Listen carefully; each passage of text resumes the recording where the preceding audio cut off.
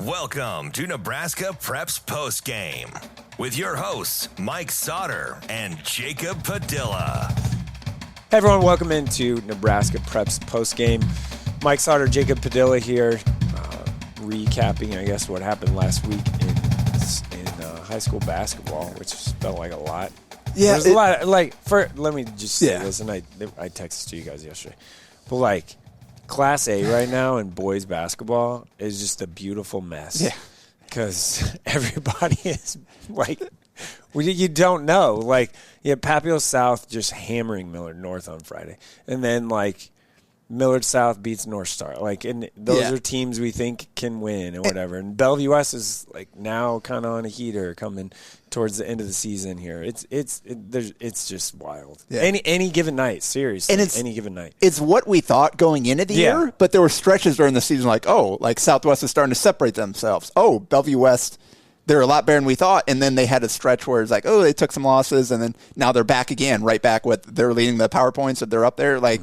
It's been that way, kind of there's been some stretches here where maybe this isn't quite what we thought, right? But now here we are at the end, and it's right back to anybody's game. This is what we thought. Yeah. Any given night you can go again. I was there at that Millard South North Star game.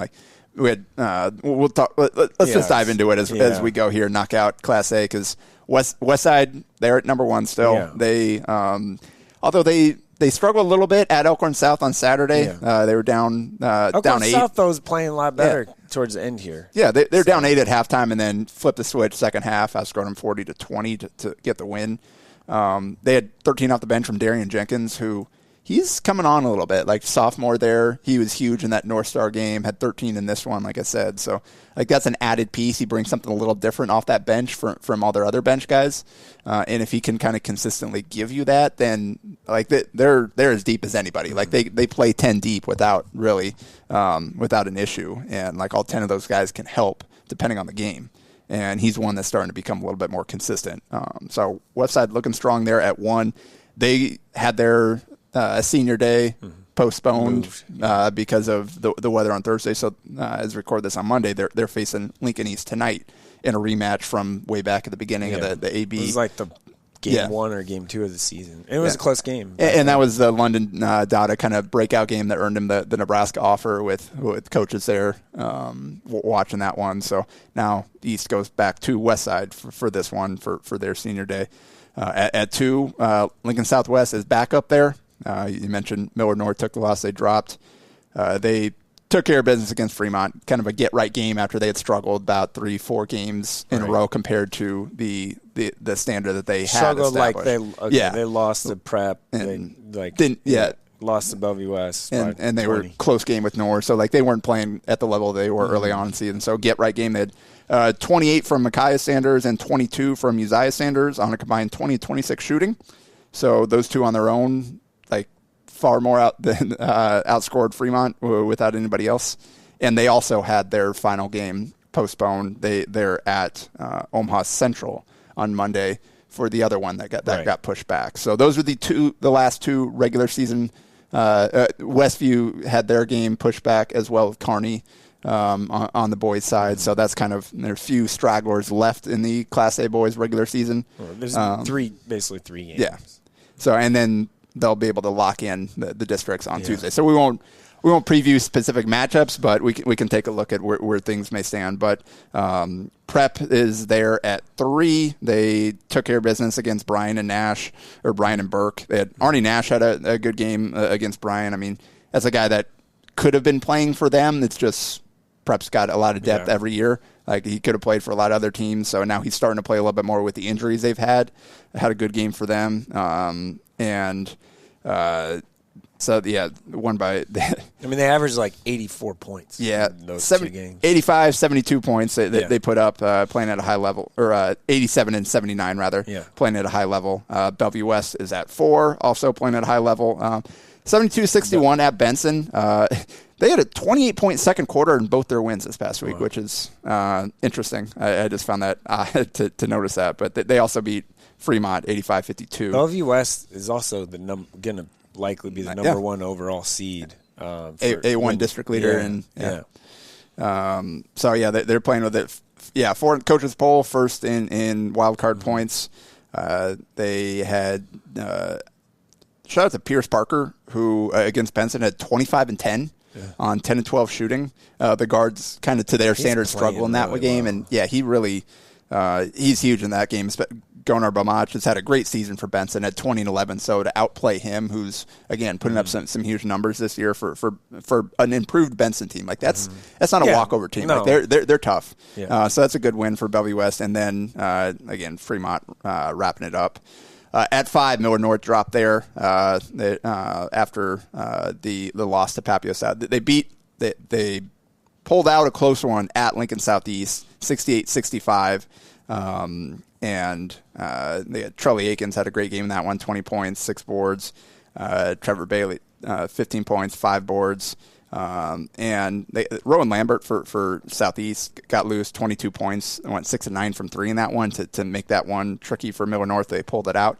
And then Papio South there on Friday night for alumni night is what it was advertised as, but the reason they wanted alumni there is because they were announcing that Coach Hueser's he's going to be done after this season. He's retiring. So that was it. Based on this win, it looks like they're going to have a chance to play at home again. Yeah. But that was definitely his last regular season home game. Yeah, that's why they Papio did it, South. because it was and they needed that win. They really needed that win to move to like a pretty much guaranteed district and host. Boy, were those boys inspired. They came out 22-7 in the first quarter. They were up 40-20 at halftime. That's crazy. And then ended up kind of cruising through the second half. Or Brandon Tieneman was there. He is a Papio South alum, played for Coach Hueser. He was there kind of capturing the moment for us when they recognized him. He said, for kind of short notice trying to put this together, they had a lot of former players there and people there to celebrate Coach Hueser, who's one of the most respected coaches in the state. He's one of the best men you'll ever meet. Yeah.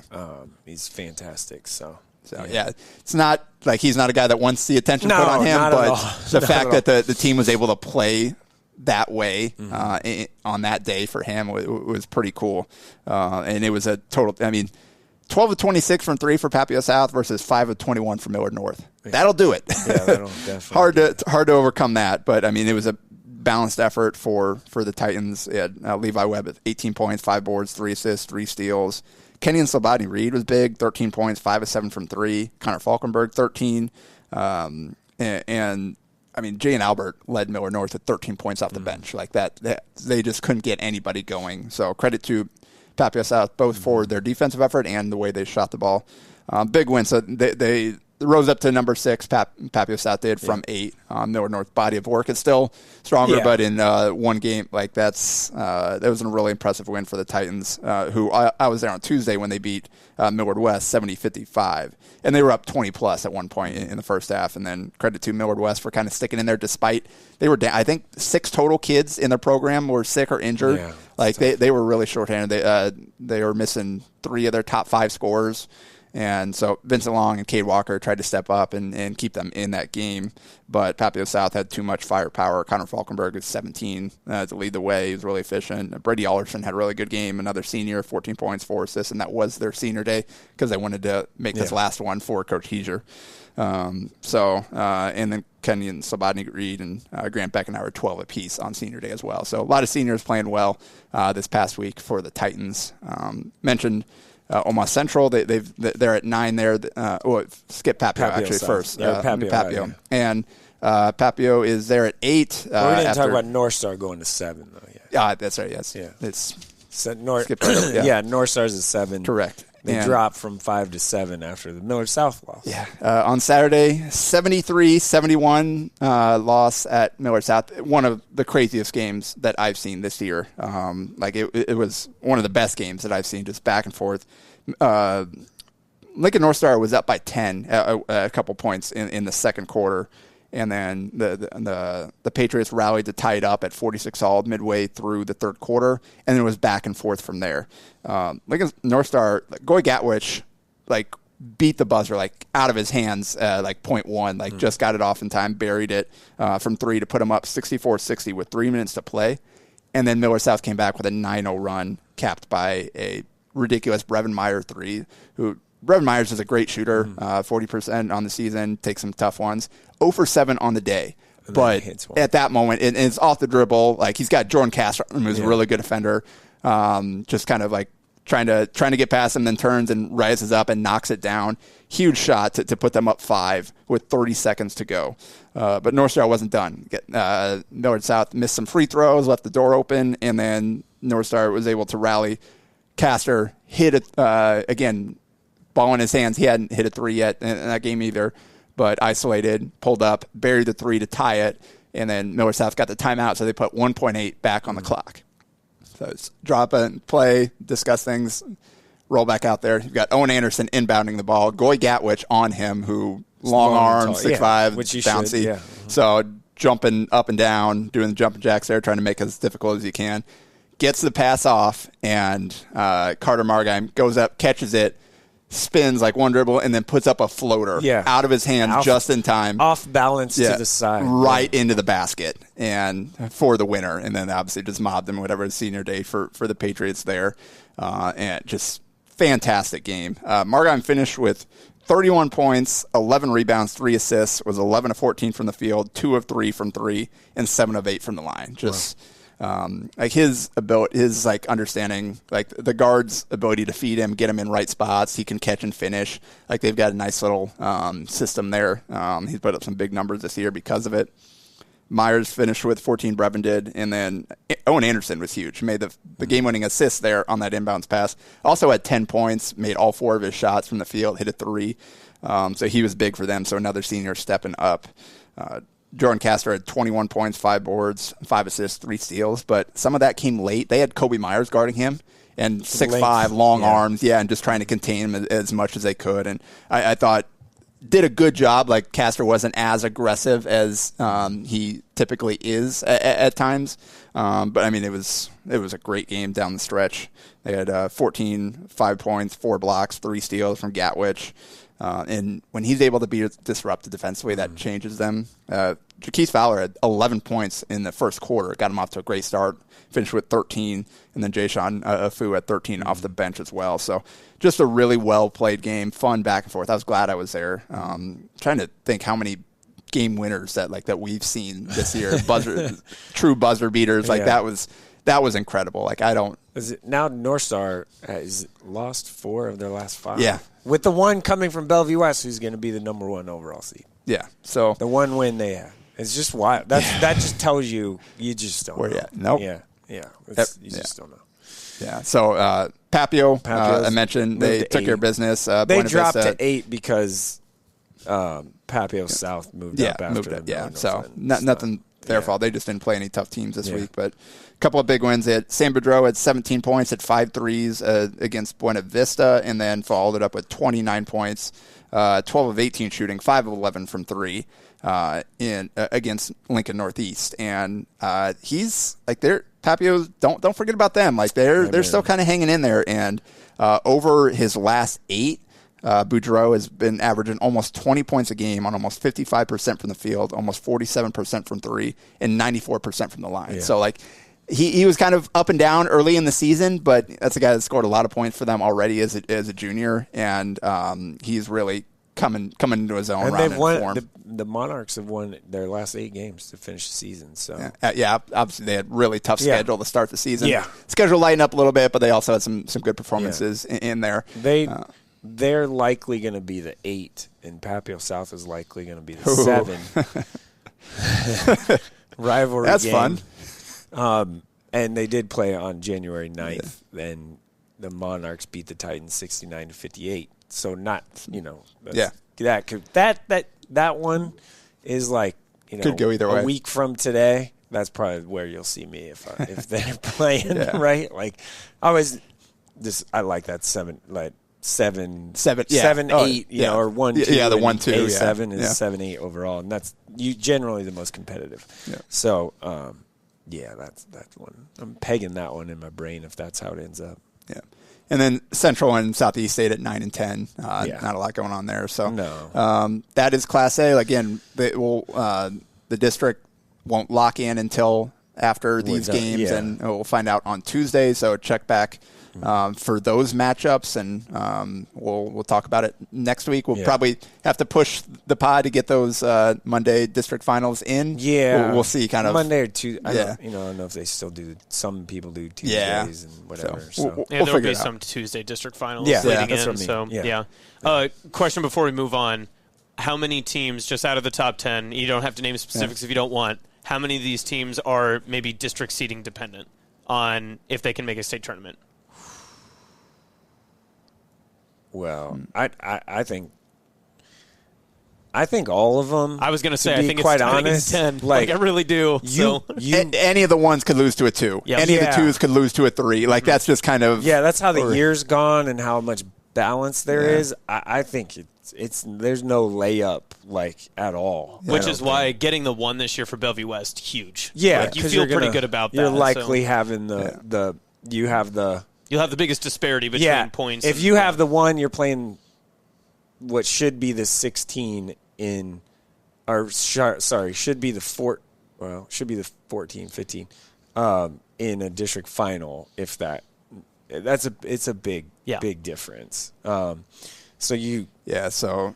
If you look at it, you're like, I didn't like JP's face there. No, just like, I mean, even so, the 10 is like South right now. If district finals happen today for Class A boys, like you'd have Central and North Star, or the North Star would be the 1 and Central would be the 2 in that, and they just played and it was close and good. And then you'd have Southeast and Millard North, and then the matchup would be like Prep and Lincoln East, who's playing really well. And then Lincoln High, if fully healthy, they would play Southwest. Like in that game when both teams are fully healthy, and the Hack semi was a buzzer beater. Like I think and then Westview and Westside is the other one, and then you have Millard South, Bellevue West. Yeah. Well, Millard South can give them fits if that's how it ends up. Well, after Saturday, Phil Woodard's projecting Westside back to the 1, Bellevue West to the 2. So it'll be Westside and Millard South. He's probably projecting assuming wins tonight. Yeah. So either way, Westside, Bellevue West, 1-2, one way or the other. But, that like Millard South is, for the bottom 2 seed, like, that's a tough bottom 2 seed. That's what I mean. Like, it's going to be dicey. Like, it's going to be really tough. Like, we're going to have tough times figuring out where to go when we get there. I'm hoping. So what I'd normally do on nights like that is like there's some 5s or 6, 5:30, 6, and 7 o'clock games. Like I'm hoping there's a little bit of that, and then you just get to where you can get to as fast as you can in your vehicle. Not a helicopter, but a helicopter would be awesome. Bill? I've said that before. I've said that before. Add that to the list. Like a Friday night for football, a helicopter would be sweet. H&H, the Hurrdat helicopter. Yeah, let's do something. But yeah, it's one of those things. It'll be fun. Okay, moving on to Class B. Not a few to touch on. It's just because Roncalli lost. Moves up. I was there. Skutt, you were originally going Skutt Aurora for your game of the week. That got pushed to Friday, and wrestling semifinals, you had to be there. So I went there just so we have somebody there. And Skutt, the level that they're playing at right now, like it's incredible. Could they beat anybody? Yes. Like in the Norris and Skutt, you can throw those. Yeah. Like we already saw Norris and Bellevue West when Norris wasn't at full strength, went down to the wire, and we see now how good Bellevue West is. I mean, run the exercise you just did. If Skutt was a 2 seed in any A district, are you taking Skutt or are you taking any of those seeds? I mean, you would feel pretty confident in their matchup. Yeah, I would. Well, and they handled Norris. Central. I saw them. I was there when they handled. Yeah, it was like 2 weeks handled ago. Central at their place, and we're clearly the better team there. So so they're 62. They beat Sioux City Heelan 62-28 earlier in the week, and then they followed it up against Aurora, and 79-41 was the final. It was probably not that close. Yeah. So the second quarter, they outscored them 32-11. That's unreal. Skutt had 2 empty possessions in the entire quarter. That's crazy. In the second quarter, they shot 10 of 14 from the field, including 2 of 5 from 3, and 7 of 7 from the line. They rebounded 3 of those misses, only turned the ball over once and had 9 assists on those 10 buckets. Just as high a level, like, offensive execution. And Aurora's Jackson Swagel, 6'8" sophomore, he got in foul trouble early in the second quarter and had to sit, so that's 6'8" out of the lineup, rim protector, and he did some nice things defensively in the second half. But so there wasn't a ton of help or rim protection there for Aurora in that second quarter, but still, the level that Skutt operated at, especially shorthanded. Lucas Heller was sick, wasn't there. Luke Lenz didn't play in the second half. And so that's that's 2 of your top 6 there out of the lineup. And then you had James Russell, sophomore, step up and played really well. Had 15 points, 6 rebounds, 3 assists, a steal, and a block. So just doing a little bit of everything. Hit a couple threes. So they're just operating at such a high level right now. You brought up the offense. Listen to this defense. Yep. Okay. They have given up more than 50, and it was 52 to Norris. One time to Norris since December 29th. No one scored more than 50 except for one, and it was Norris. And just scored barely 52. Did. Yeah.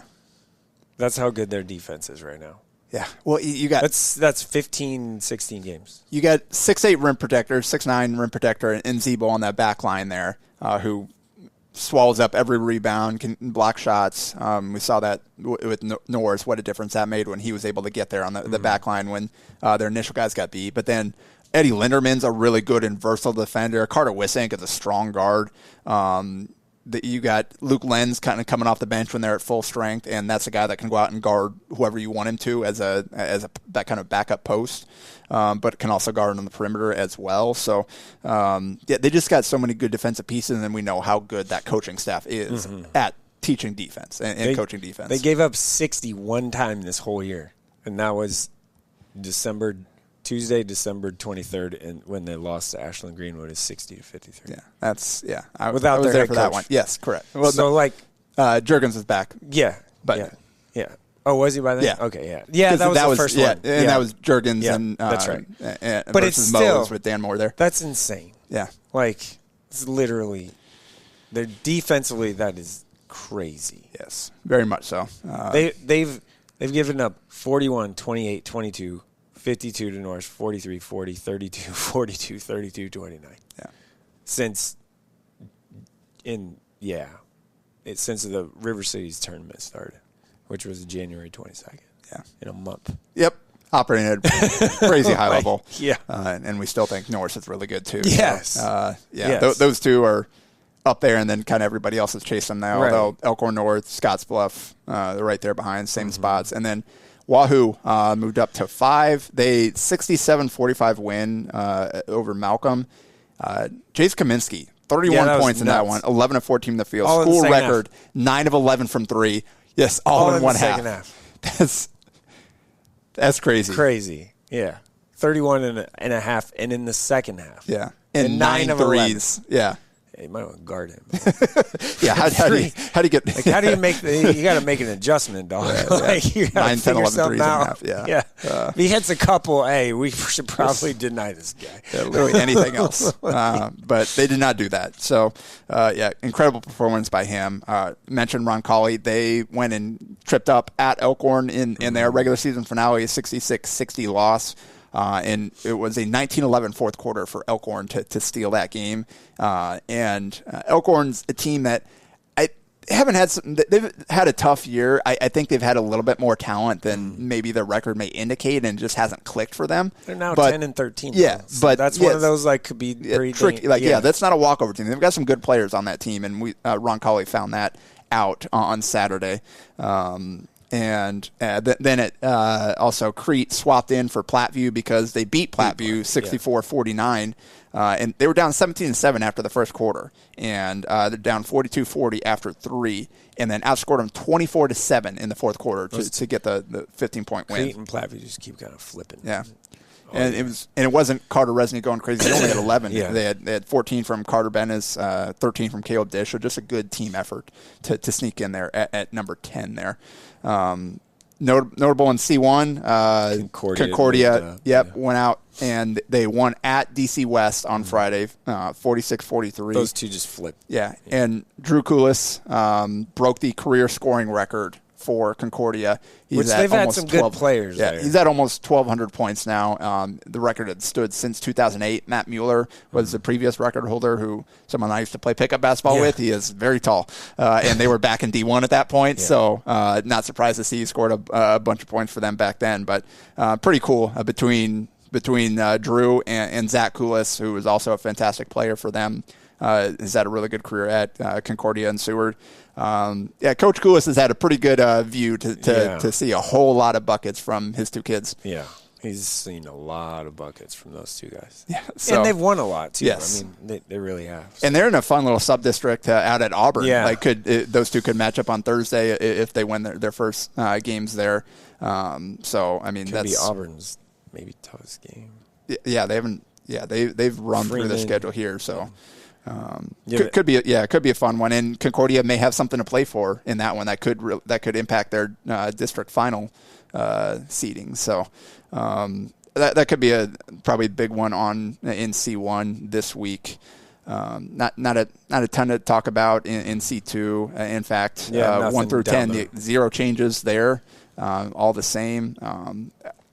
Tuesday, Wednesday, or whatever. It could be a really fun sub-district there with UTAN, EMF, and Auburn. and Johnson Brock. Or Johnson Brock, yeah, all in the same sub-district out there at UTAN. I mean, you're talking about three teams that'll be like probably in the state tournament too, all in one sub-district. Yeah. So it's more or less like how many cards can we still hold close to our chest when you go through that? Yeah, that's always the weird stretch of the season. Like you don't know what to make of these. Like, obviously you want to go in, you want to play well, but you don't, like, you might see this team again, or win or lose, it might not impact things for you, so you don't necessarily want to throw everything out there. But again, you also want to win. They're competitors, and nobody's going to go out there and just give the game away. So always interesting to know what to make of these sub-district games, but that's a crazy little group right there. Not a ton to talk about in D1 either. Just had Bertrand drop out, Elm Creek back in at 10. And then finally in D2, kind of the noteworthy change is Deschler beat Lawrence Nelson 56-37. It's a big win. So Deschler jumped up from 6-4, and Lawrence Nelson dropped from 4-8. Yeah. One thing I want to note is, and we don't talk about it in C2. Kimball, Mike Dom. Yes. Mike Dom. People forget about the Dominator. Yeah. Mike Dom's mayor of Kimball. Never beat Sydney, but that's fine. It was Mike Dom and, like, me. No, he had a running mate. He had a nice little point guard. I have to look up his name, but yeah. I'm still mad. They believe they got upset or lost first round at state his senior year, so I didn't get to see him play because I was in the other gym. I think I was at Devaney and he was at the high school game, whatever that. So I did not get to see him play that year. So and I was mad about that. Kimball is 18-5, right? 3 of their 5 losses to Bridgeport. Okay, and who's Bridgeport's C1. a good team. Yeah, very good. Yeah, who's a good C1 team. 3 of their 5 losses are to them. They lost to Hershey and then Pine Bluffs, Wyoming, are the other 2. So that could be a team like you think about. So I know it's not like Mike Dom's kids playing there yet. Whatever. We don't have time for it today, but there's a very good story about my first time ever seeing Mike Dom play was in the gym at Kimball. Was a pickup kind of game. They weren't even supposed to practice, but I told him I was coming, and he just put together something and see it. Yeah. I have some Mike Dom stories too that I could share, but that's for another time. Yeah. Okay. All right. Anything? Obviously, we're into the postseason full on. The girls have already started. The boys are starting up this week. Anything else on some of the girls' side that we want to talk about? I just think the girls' districts are, we already have those set, if you will. So I'm going to pull that up real quick again. You got In A, it's really just it's the leaders are the leaders. Kinda, the front runners are still the front runners. I just was looking at this too, and now why can't I find it? Yeah, and the potential could have some fun ones down the second bottom half of the district finals, the Southwest and Millard North could be the competitive could be the A7, and then Millard West in 4, right? Yeah, they've got Papillion-La Vista would be the 2 in that South, seed. Right? Winner, Papillion-La South has won some games here recently too, so that one could maybe with the size-ish stuff. Westview against Lincoln Northeast is A6 could potentially is a 1-2 in that, so that could be an interesting. Northeast has some pieces there. The Westside Lincoln High. Lincoln High is really young, but they've got some kids that are going to be really good. Yeah, that one could be tough. That one could be a tougher one too. I also look at, and I'm maybe, I guess when I was looking at it this morning, planning on going to Malcolm, North Bend Central at Malcolm at 7 p.m. for the C1-2 district final, because North Bend could be something there. Yeah. That one seems like North Bend just knocked off Omaha Nation. Yeah, that's what I mean. Yeah. So could be something. So I might maybe see that. Yeah, could also be if North Bend wins that, it could be Hallie Dolliver's last ever high school game. So I want to. Yeah. Maybe go see it if it is. Yeah. So that's that's what I have for kind of just looking at some of the girls stuff. Yeah, that's yes. Yeah, so and C1 obviously girls is going to be pretty tough. It's kind of a bloodbath in that district final. There's some the C1 girls state tournament should be super competitive. The one to watch for me, the underrated one, C16, Holdridge Omaha Nation. Yeah. It's a very fun one. Omaha Nation, if they can make, they've it would be very cool to watch Omaha Nation make it, but they're going to have to, 1, beat a good Holdridge team, and 2, do it on the road. Yeah. That's and then Raymond Central City, I've seen both those teams play. Yeah. Both teams have a little bit of size. Yeah. And then, Mike, don't forget this. I know you've seen them once, but Bridgeport is at Fort Calhoun, which is a very, very it's a long trip. So 6, 7, 8. Yeah, those are again, those are the ones you always gravitate to right away there because they're the closer teams, and those ones could be really fun. All of them have some players that have had some great seasons, and it's toughest time of year is figuring out where to go, when, how to value which games because you never know when it might be the last game for somebody. Again, you've got the wild guessing. Yeah, you've got the wild card system in Class A, so there's always a chance if someone gets upset, they're going to go through anyway. But here in the below that, it's win or go home, and so that always elevates the stakes. So. Especially, it's kind of weird flipping from the sub-districts into the districts where the very different feel for those top seeds. Well, and then how quick the sub-district wraps up, and then the girls get this week off to prepare and everything. You get the sub-district final that sets up where even for the boys, it is a very fast turnaround to just kind of move on to the next one too. So it makes it unique, and it just keeps the pace moving as we get right to state basketball. Yeah, and so the girls have this week off before districts, basically. But then the boys, after their district finals, have 9 days off. So it's a big stretch of days off. But that's how it works, and they have to. You can't do it any other way, really. Yeah. So we will be back next week to talk about all this. We'll try to figure out when it makes sense once we get full schedules, and so. It's probably not going to be Monday next week. We'll try to push it back, but we will record after district finals. Maybe we do a remote one. Who knows? I don't know. We'll see what figure works. Something out. But let's get out of also, here. We need some. People need to go to Michael Severe's Twitter account because vote for Nebraska Preps. Nebraska Preps Postgame is losing right now. Yeah, and, we got a terrible seed. Well, we got a terrible draw. Yeah, and the timing's terrible too because we can't have Damon Benning rally his massive following to. So we need people to go to Severe's Twitter and vote for Nebraska Preps Postgame because right now we're getting killed, and you only got 24 hours to do it. And there's a whole lot of Husker pods on there and all that stuff. We're the only true high school focus. Well, Mike Chuck is on there too. And we're probably going to get destroyed. That's not true. Come on, Doc Talk.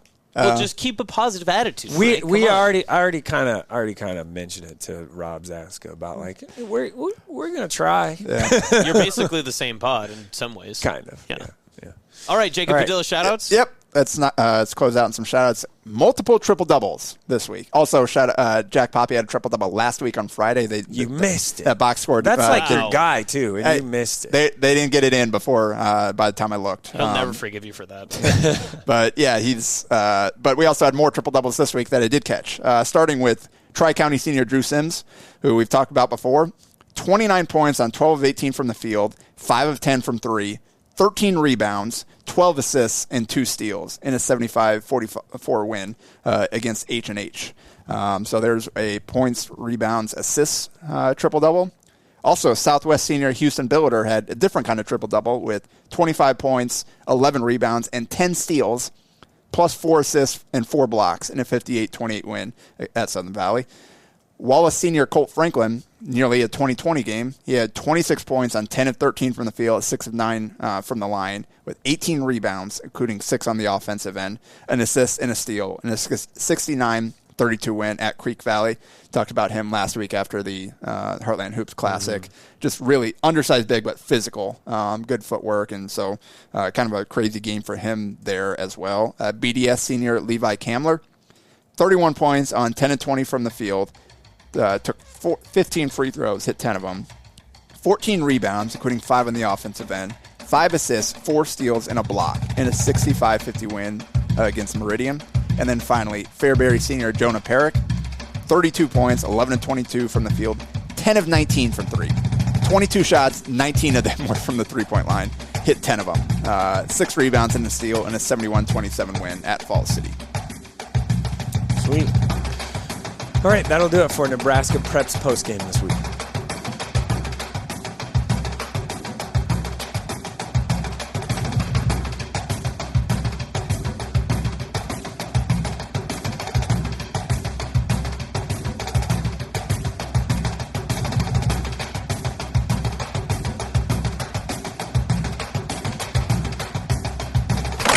A Hurrdat Sports Network production.